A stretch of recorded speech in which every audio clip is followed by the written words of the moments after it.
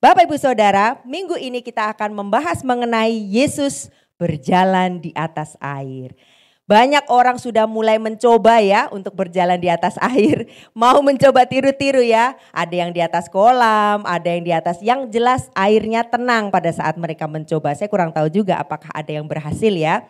Tapi yang jelas tidak ada, nanti kita akan lihat yang pernah mencoba di atas laut yang sedang bergelora.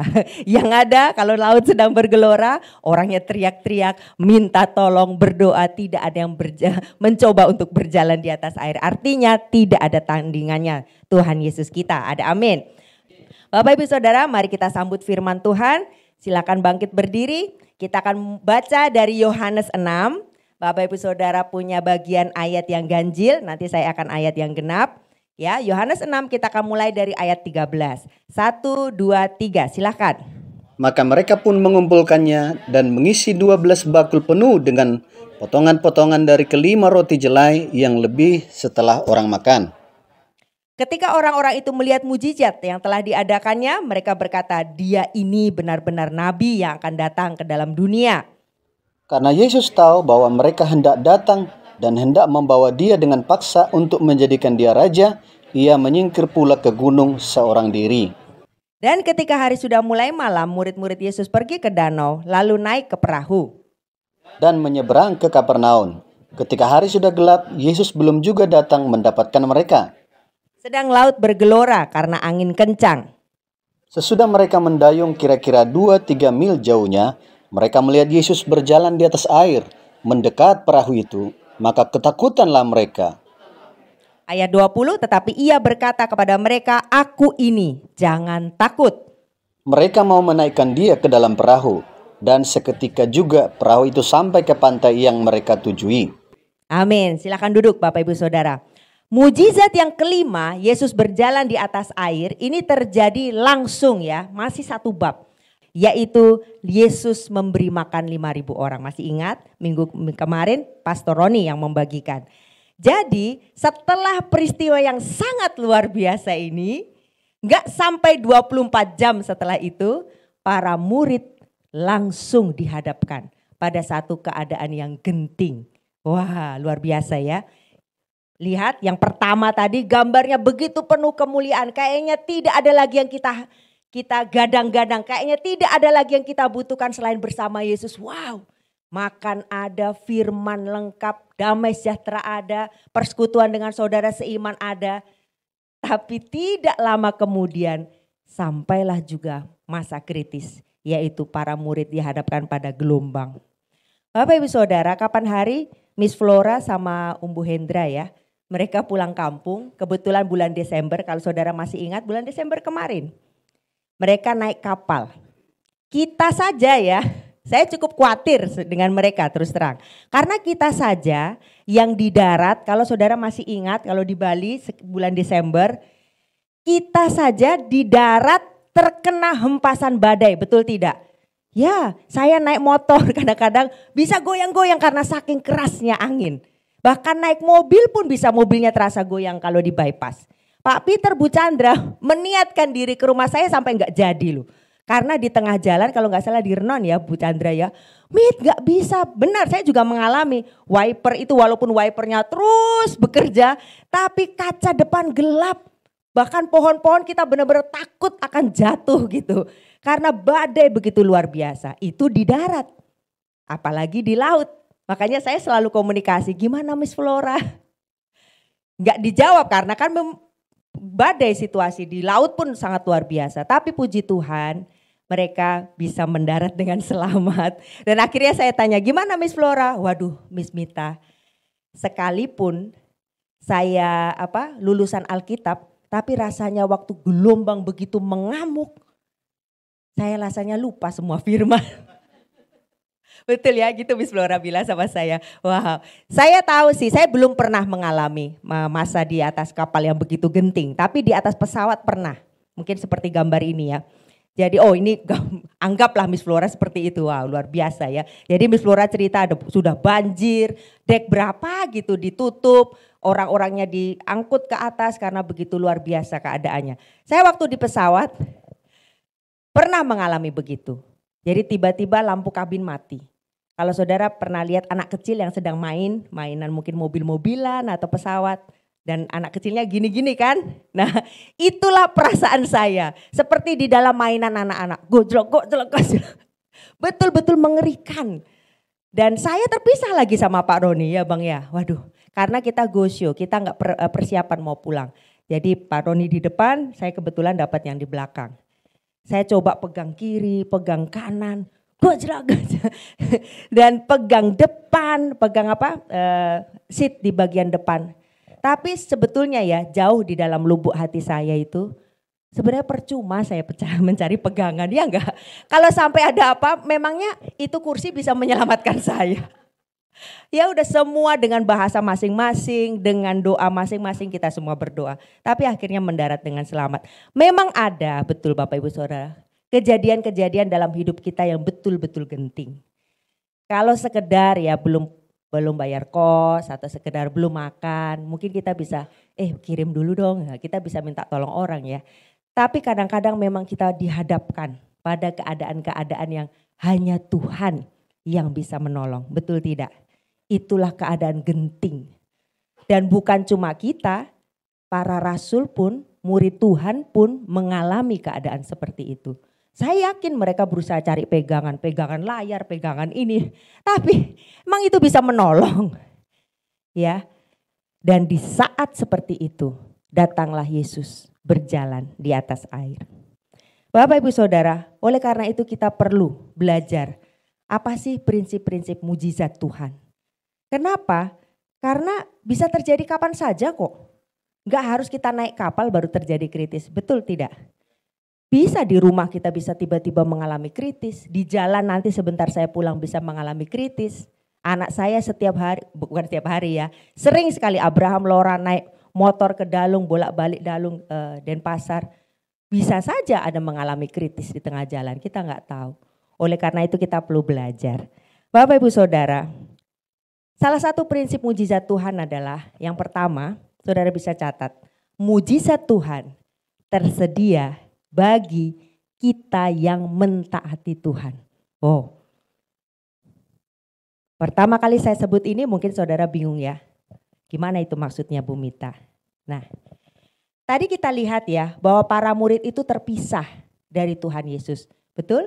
Terpisah dong karena mereka di atas kapal. Terus kemudian Yesus datang dengan berjalan di atas air.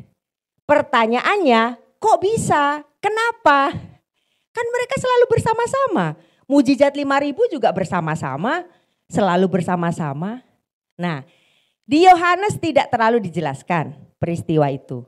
Tapi untungnya ini ayat paralel. Selain di Yohanes, Markus ada, Matius ada. Kalau di Markus kita baca, Markus 14 ayat 22. Sesudah itu, ini sesudah 5.000 orang makan ya setelah peristiwa itu, dikatakan Yesus memerintahkan murid-muridnya naik ke perahu, mendahuluinya ke seberang, sementara itu ia menyuruh orang banyak pulang dan setelah orang banyak itu disuruhnya pulang, Yesus naik ke atas bukit untuk berdoa seorang diri. Ketika hari sudah malam ia sendirian di situ. Bapak Ibu Saudara, ternyata Yesus yang menyuruh. Yesus perintahkan murid-muridnya, ayo kamu jalan duluan. Nanti saya nyusul. Kan ada di situ, mendahuluinya. Orang banyak, bagaimana orang banyak? Kamu pulang. Yesus yang memerintahkan. Dan Yesus sendiri naik ke atas untuk berdoa. Bapak Ibu Saudara, ternyata biang kerok. Ternyata yang membuat para murid ada dalam situasi genting. Ada dalam kapal yang terombang-ambing, angin sakal. Bahkan mereka hampir mati. Siapa yang memerintahkan? Tuhan Yesus. Bapak Ibu Saudara, ini salah satu bukti bahwa kalau kita mentaati Tuhan, hidup kita bukan akan terus baik-baik saja. Tapi bukti juga bahwa kalau kita mentaati Tuhan, sekalipun genting, yang penting saudara tahu saya ada di sini sedang mentaati Tuhan. Tuhan akan datang membawa mujizat untuk Anda. Amin. Terlalu banyak kalau saya mau sebutkan di Alkitab ya, terlalu banyak contoh-contoh. Bagaimana kok orang hidupnya jadi lebih menderita setelah ikut Yesus. Untuk seketika ya. Abraham, dia harus tinggalkan kenyamanannya, dia harus tinggalkan keluarganya, dia harus tinggalkan rumah bapaknya dikatakan. Pergi kamu Abraham, kemana Tuhan? Pokoknya pergi. Apakah nyaman? Tidak. Apakah suasana genting? Genting. Berapa kali di Alkitab dicatat Abraham mau dibunuh karena Sarah terlalu cantik. Terus macam-macam ada, habis itu dia mengalami perang, habis itu dia mengalami kelaparan. Banyak hal yang dia alami, tetapi selama kita mentaati Tuhan, percayalah mujizat bagian Anda. Banyak kali. Rut misalnya, harus tinggalkan, Rut kan orang Amon, bangsa Amon. Dia harus tinggalkan bangsanya untuk mengikuti engkau. Naomi, Allahmu, Allahku. Bangsamu, bangsaku. Aku ikut. Nyaman enggak tinggalkan? Tidak nyaman. Tapi selama kita mentaati Tuhan, pasti ada mujizat. Bapak Ibu Saudara, mungkin kau bertanya saat ini, Tuhan kok begini ya hidupku? Flashback aja, saudara ada di tempat situ karena mentaati Tuhan atau tidak? Kalau sedang mentaati Tuhan, tinggal tunggu waktu, mujizat pasti datang. Amin. Tinggal tunggu waktu.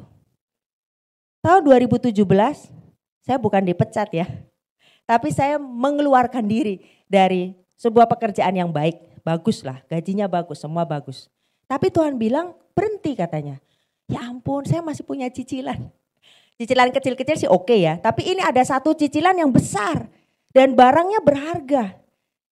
Kalau saya berhenti, saya pasti gak bisa nyicil ini barang. Terlalu berharga gitu. Tapi ya sudahlah. Tuhan baik, saya taat. Saya berhenti. Benar. Akhirnya barang itu saya coba untuk tawarkan.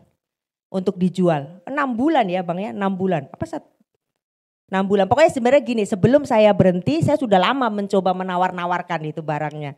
Ayo siapa yang mau beli karena saya kemungkinan akan resign. Tapi sampai saya resign belum ada yang belum laku. Sampai akhirnya banknya telepon, finance-nya telepon, Bu, kalau nggak salah tanggal 25. Tanggal 25 bulan ini kalau tidak dibayar cicilannya, of course karena saya resign nggak bisa bayar cicilannya kan. Pasti barang itu akan ditarik kalau nggak bisa bayar cicilan. Tanggal 25 ini terakhir. Kalau tidak barangnya ditarik, waduh gimana ya, genting, kritis. Karena sayang juga mikirin DP-nya, mikirin cicilannya, aduh sekian banyak ya. Waduh sayang. Tapi saya ingat, Mita, kamu ada di situasi ini, siapa yang suruh? Ya engkau Tuhan. Ya sudah percaya saja. Saya cuma berpikir waktu itu begini, kalau sampai ditarik ya sudahlah, itu persembahan saya buat Tuhan. Berarti barang itu bukan milik saya. Berarti saya harus relakan, itu bagian dari taburan saya buat Tuhan. Saya pikir begitu, saya rela. Tanggal 25 tadi ya. Kita dijadwalkan melayani ke Jakarta. Tanggal 26 saya harus berangkat ke Jakarta. Jadi saya sudah benar-benar pasrah. Sudah gak mungkin lah. Waktu itu sekitar tanggal berapa? 20, 21, 22. Aduh masa bisa juga laku dalam sekejap gitu kan. Dan tanggal 26 saya harus berangkat ke Jakarta dan melayani jemaat. Tanggal 24 pagi. Tiba-tiba ada telepon. Tahu saudara? Dia mau beli barang itu. Wow, boleh beri kemuliaan buat Tuhan. Wow, saya tidak pernah terlambat. Waktu saya ketemu kebetulan ibu-ibu, oh benar ibu mau beli, oke. Terus saya bilang saya sudah, jadi barang itu istilahnya ditransfer, lanjut cicil. Saya sudah beli barang itu harga sekian gitu lah, anggapnya A. Tahu nggak ibu itu bayar saya lebih daripada A. Wow, boleh beri kemuliaan buat Tuhan. Jadi saya untung. Pertama saya untung, saya punya bekal untuk ke Jakarta dan saya tanya, ibu rencana mau bayarnya kapan? Boleh, mau sekarang juga boleh. Wow, luar biasa. 25 ditarik barangnya nggak jadi. Akhirnya malah saya dapat rezeki. Satu hal ya, mungkin cerita kita bisa berbeda-beda ya.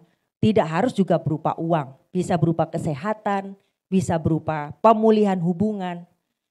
Tapi kalau kita sedang mentaati Tuhan, sama seperti tadi, Tuhan bertanggung jawab. Ada amin Bapak Ibu Saudara. Jangan takut. Mujizat itu, boleh diulang tadi, mujizat itu tersedia, pasti tersedia buat engkau yang mentaati Tuhan. Yang kedua, mujizat Tuhan tersedia untuk mendorong pertumbuhan iman kita. Ya. Bapak Ibu Saudara, saya mau ingatin gini.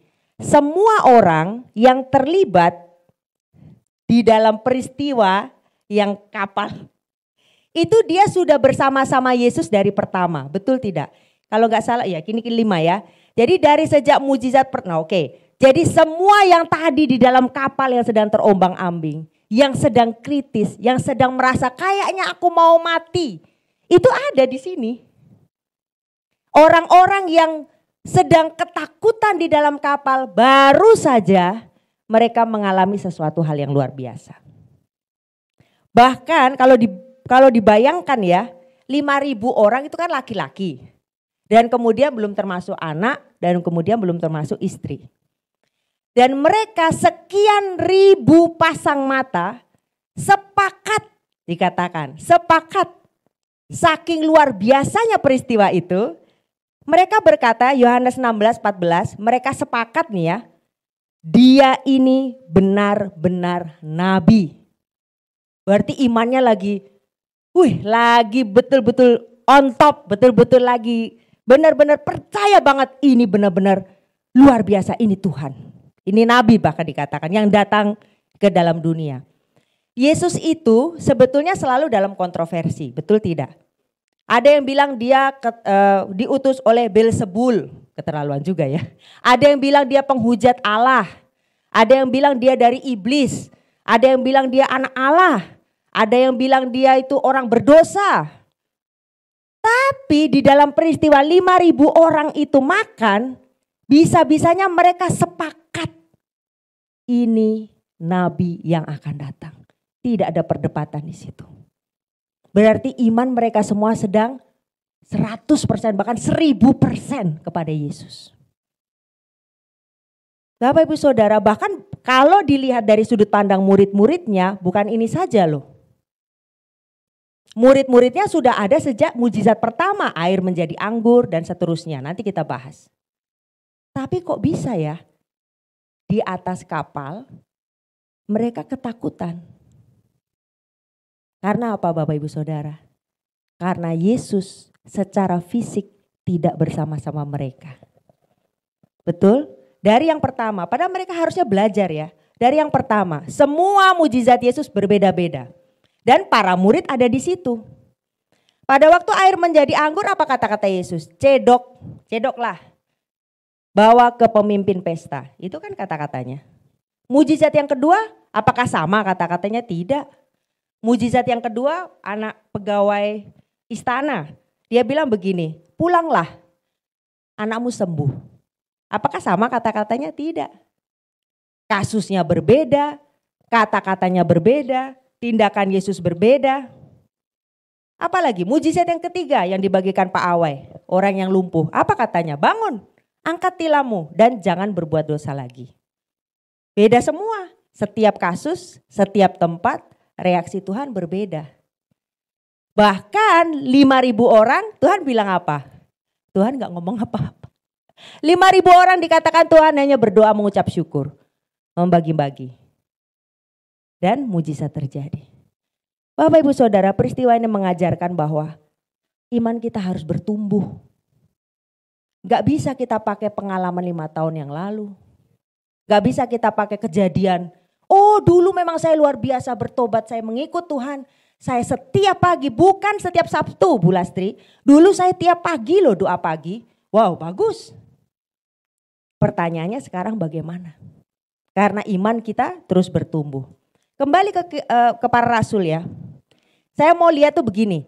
Kenapa orang yang tadinya begitu berapi-api di dalam Tuhan. Yang tadi itu ya, yang 5.000 itu kan lagi berapi-api banget, percaya banget. Tiba-tiba bisa ketakutan. Kita lihat ya di Yohanes 6 ayat 16. Kan Yesus tidak bersama-sama mereka. Berapa lama sih Yesus tidak bersama-sama? Yohanes 6 ayat 16 berkata begini. Dan ketika hari sudah mulai malam, murid-murid Yesus pergi ke danau naik perahu. Ini mulainya ya. Ini mulainya. Berarti kan Yesus ditinggal. Mulai malam itu jam berapa sih? Jam 6, jam 7. Ya kadang-kadang jam 7 masih terang. Tapi anggaplah jam 6 ya. Berarti dia berpisah dengan Yesus sejak jam 6, anggaplah begitu ya. Yuk kita lihat di Markus. Di Markus dikatakan ayat 46.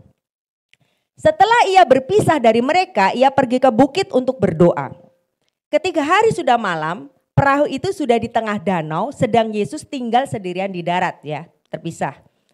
Ketika ia melihat betapa payahnya mereka mendayung karena angin sakal, maka kira-kira jam 3 malam, ia datang kepada mereka berjalan di atas air. Hitung.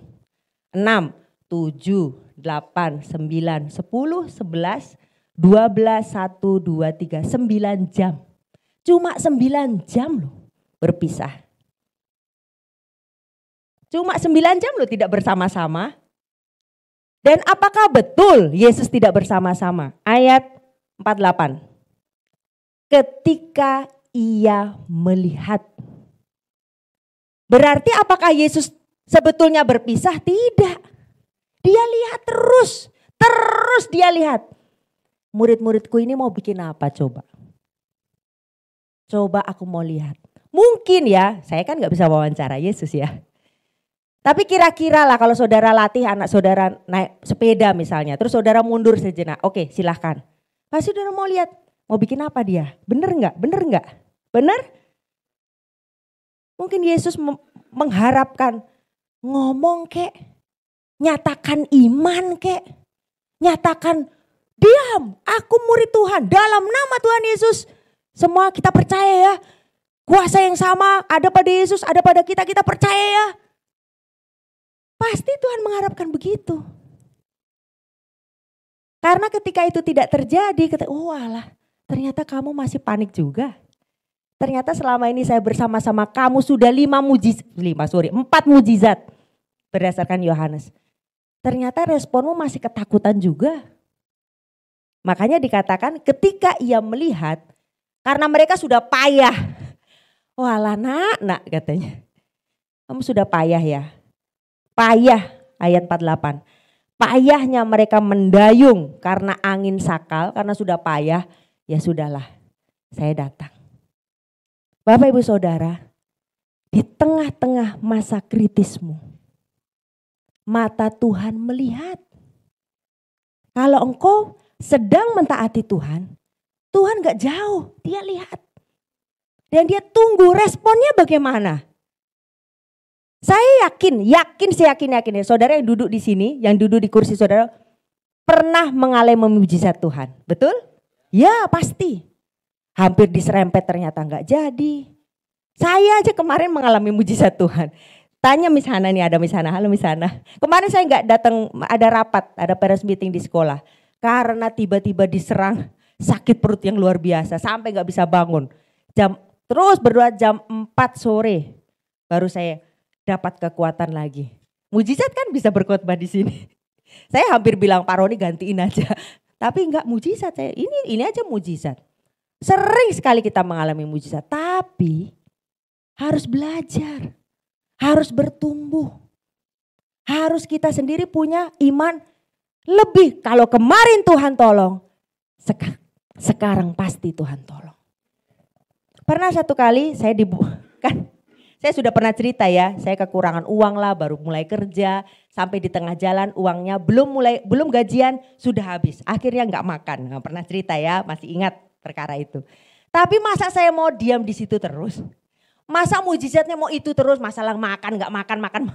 Saya belajar. Seseorang mengatakan, kalau kamu tidak persepuluhan, kamu tidak akan punya hikmat mengatur keuangan. Jadi berapapun diterima habis. Benar juga saya bilang. Karena hikmat datang dari Tuhan. Mau besar, mau kecil, bagaimana mengatur ini supaya sampai akhir bulan nanti saya perlu persepuluhan. Akhirnya saya persepuluhan. Pernah satu kali Ini sebetulnya Pak Roni nggak tahu, saya baru ngaku sekarang ya. Dompet saya pernah ketinggalan, nggak dekat saudara, saya kan rupanya di Sesetan. Di Ubud, waduh, jauh banget. Di Ubud, taunya pas sudah sampai rumah, ini Pak Roni, maaf ya Bang, dia baru tahu hari ini. Karena saya nggak bilang siapa-siapa, my goodness, aduh gitu. Di Ubud, dan itu bukan di kantor, bukan di mana yang saya bisa tanya orang bisa telepon, di satu toko, ya Tuhan. Dan ada uang perusahaan di situ 700.000, aduh Tuhan. Tadi masalah persepuluhan saya sudah lewat, tapi saya diingatkan. Saya minta, pertama betul saya minta ampun, Tuhan saya minta ampun, Tuhan saya memang teledor, betul saya kalau sering diomelin sama Pak Roni itu benar. Dia itu benar. Sering habis keluar dari ATM, dompet sudah, ATM, oh ya ATM. Jadi ini memang luar biasa Pak Roni, penolong yang setia. Pelupannya luar biasa saya. Aduh gak bisa telepon, akhirnya gak ngomong gak apa, saya cuma sepanjangnya balik lagi ke Ubud sepanjang jalan saya cuma Tuhan saya minta pertolonganmu Tuhan. Tapi memang 700.000 kan bukan uang, tapi kalau memang sampai hilang ya ampun, berikan saya kekuatan untuk saya bisa ganti uang perusahaan itu. Tapi saya diingatkan, Tuhan bilang, maksudnya dalam komunikasi kami ya, saya nego sama Tuhan bilang katanya, kalau saya persepuluhan engkau melalukan, katanya kan Tuhan lindungi, tolong ya Tuhan, saya tahu saya salah, tapi tolong ya Tuhan, tolong banget. Karena saya gimana cara menjelaskan sama Pak Roni, Bang bayar dulu 700.000 aku ngilangin uang perusahaan. Gimana caranya saya ngomong, waduh saya memikirkan itu aja sudah takut. Akhirnya parkirlah saya di toko itu, belum saya turun yang ownernya sudah lari-lari, bu ya ampun ini loh katanya. Hidup puji Tuhan, ketemu dan utuh isinya. Wah boleh beri kemuliaan buat Tuhan. Ya kita harus bertumbuh ya. Pertama masalah persepuluhan oke saya lolos. Yang kedua masalah lupa ya saya harus bertumbuh jangan lupa-lupa terus. Tapi itulah hidup, itulah mengikut Tuhan, itulah mujizat. Jadi kalau sekarang saudara dihadapkan pada situasi-situasi yang sulit, jangan balik lagi mempertanyakan Tuhan itu ada enggak, Tuhan itu menyertai saya enggak, Tuhan itu lihat enggak sama saya. Percaya ini lagi naik level, katakan sebelah kiri kananmu naik level. Tuhan pasti tolong. Apakah caranya sama? Pasti tidak sama. Dia kreatif, super kreatif. 5 kali itu berbeda loh semua. 5 kali caranya berbeda semua. Kata-katanya berbeda semua. Tapi hasilnya selalu sama. Umat Tuhan ditolong. Kita yang taat sama Tuhan ditolong. Ada amin. Saya harap saudara pulang dari sini bukan masalah pelupa itu enggak apa-apa ya yang dibawa pulangnya. Itu harus bertobat. Bukan ya, bukan mengenai itu. Tapi di tengah masa kritis ingat aja saya sedang taat Tuhan. Saya pasti ditolong Tuhan. Mungkin caranya berbeda tapi pasti pertolongan Tuhan nyata. Ada amin. Bapak Ibu Saudara perlu kita ingat bahwa Tuhan Yesus sedang mempersiapkan murid-muridnya. Ya, kenapa sih sampai dia tega-teganya 9 jam tinggalin di kapal yang terombang-ambing? Karena setelah itu dia akan pergi. Dia cuma berapa tahun sih? Yang sekolah Alkitab kan ya tahu 3 tahun, 3,5 tahun. Setelah itu dia akan pergi. Jadi mereka harus belajar bahwa sekalipun tidak merasakan Tuhan, dia tidak pernah meninggalkan kita. Kita juga harus belajar. Kadang-kadang kehadirat Tuhan nyata waktu kita pujian penyembahan saya rasakan, saya bisa nangis. Tapi kadang-kadang hadirat Tuhan juga tidak nyata. Tapi bukan berarti Tuhan meninggalkan kita. Kadang-kadang apa yang perlu saudara lakukan cuma masuk kamar. Tuhan saya tahu saya tidak sedang rasakan Tuhan, tapi Engkau pasti sedang memperhatikan saya. Karena Immanuel sekali-kali aku tidak akan meninggalkan Engkau. Janji Tuhan. Ada amin. Yang ketiga, yang terakhir, mujizat Tuhan membereskan isi hati kita. Markus 6 ya, sekarang kita dari Markus. Ini tadi semua paralel ya, Yohanes ada, Matius, saudara bisa cari, Markus juga ada.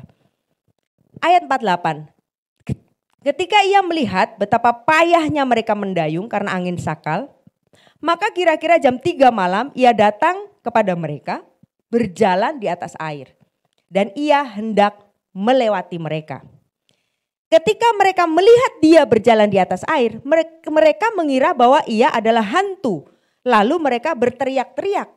Sebab mereka semua melihat dia dan mereka pun sangat terkejut. Tetapi segera ia berkata kepada mereka, tenanglah, aku ini, jangan takut. Lalu ia naik ke perahu mendapatkan mereka dan angin pun redalah. Bapak Ibu Saudara, bayangkan ya, peristiwa badai ini kan peristiwa fisik, betul? Air, ini kan fisik semua, air masuk, kapal goyang, layar terbelah mungkin, saya nggak tahu ya. Dan mereka sudah hampir-hampir tenggelam, ini fisik semua, ini hal-hal fisik.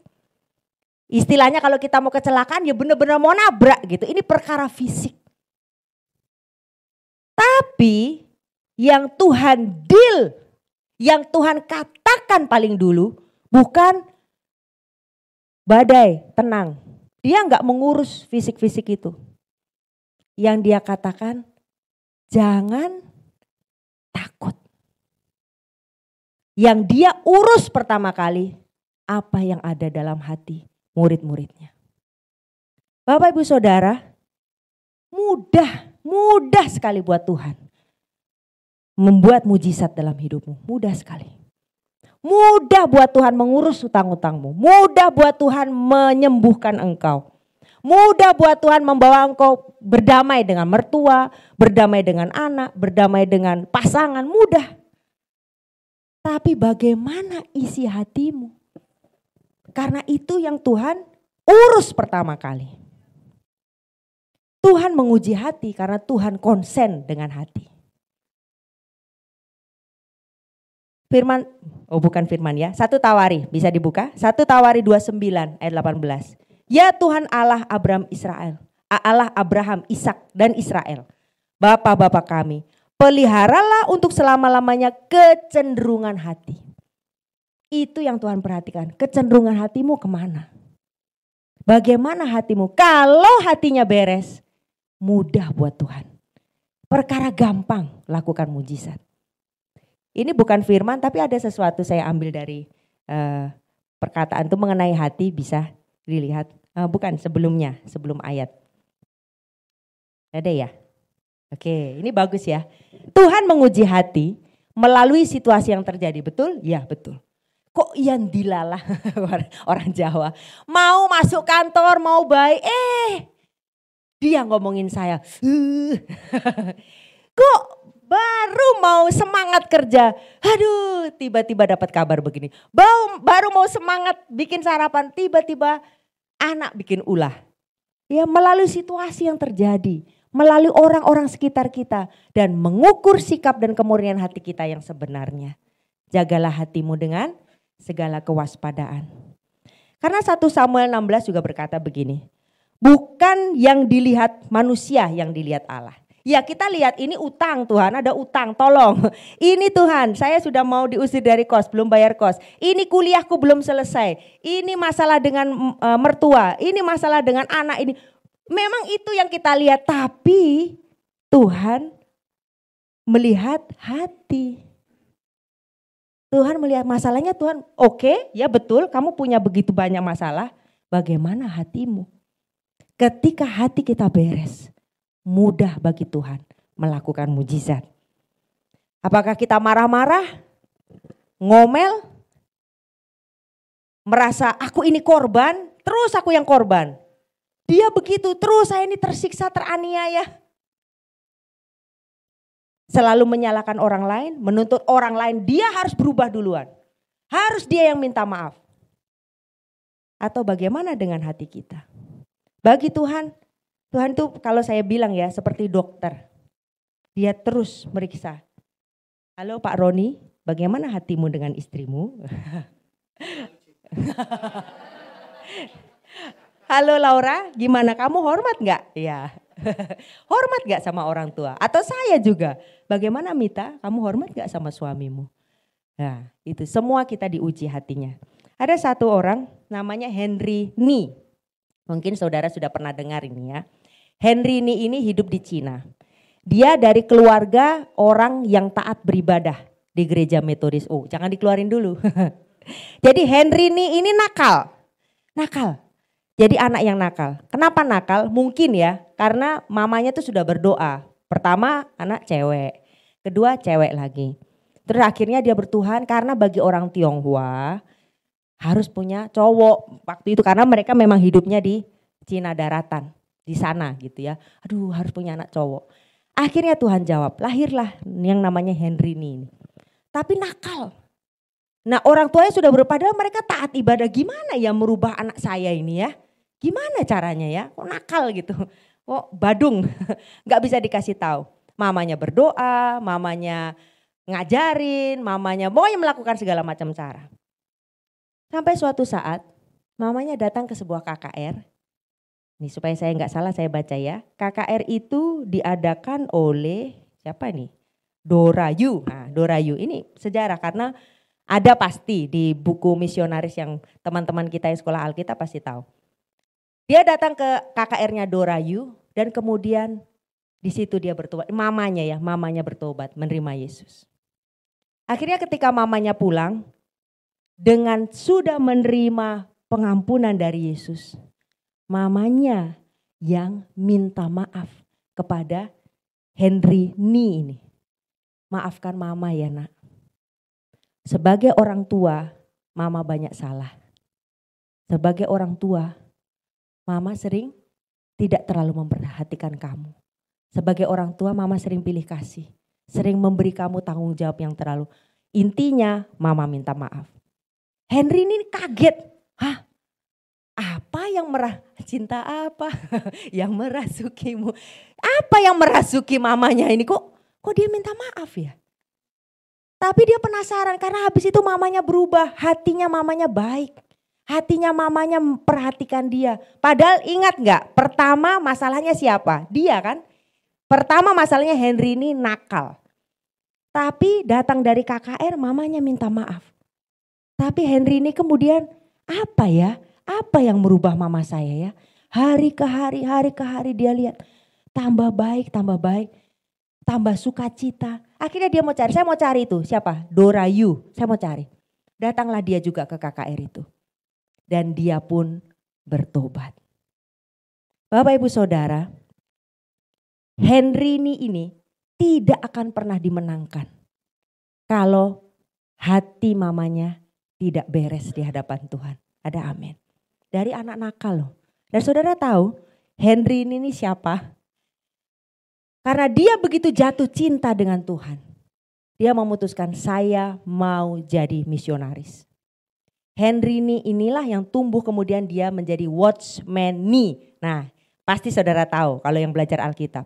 Watchman Nee, dia juluki dirinya sendiri Watchman. Karena dia menganggap dirinya penjaga yang setia sampai akhir. Dia yang memberitakan Injil di Cina. Pada saat dia hidup 400 gereja lebih dia dirikan. Mulai satu gereja dari kelompok ini gereja mulai. Dan dia termasuk orang yang mati martir pada saat komunisme masuk ke Cina, dia yang mati martir. Dari seorang anak nakal. Tapi dari mana inti perubahannya? Dari hati mamanya yang beres di hadapan Tuhan. Mujizat. Di masa hidupnya 400 gereja lebih dia rintis. Di luar itu di Cina. Di luar Cina termasuk Indonesia, Filipina, mana tadi? Singapura, Malaysia, sekitar 30 gereja. Dan sampai sekarang keturunan ini ya ada 2.300 gereja yang hasil rintisannya Watchman Nee. Wow, boleh beri kemuliaan buat Tuhan. Kalau saya bilang dia seorang mujizat juga. Tapi dimulai dari mana? Dari seorang ibu yang hatinya beres di hadapan Tuhan. Tidak ada masalah dengan masalah kita. Gak ada kecil buat Tuhan. Berapa sih utangmu gitu kata Tuhan mungkin ya. Apa sih yang kamu takutkan? Mengenai apa sih kesehatan tuh mengenai apa? Mengenai apa sih mantumu kenapa? Gitu. Kalau ditanya, aduh kecil buat Tuhan. Selalu pertanyaan Tuhan, hatimu bagaimana?